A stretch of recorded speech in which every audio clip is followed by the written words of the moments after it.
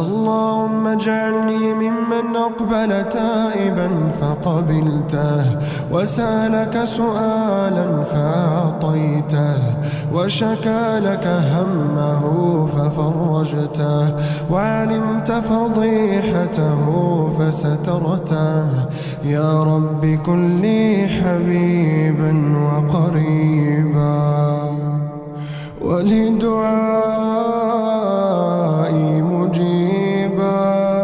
اللهم إني أعوذ بك من هم يسهرني، ومن حزن يكسرني، ومن تفكير يرهقني، ومن أمر يبكيني.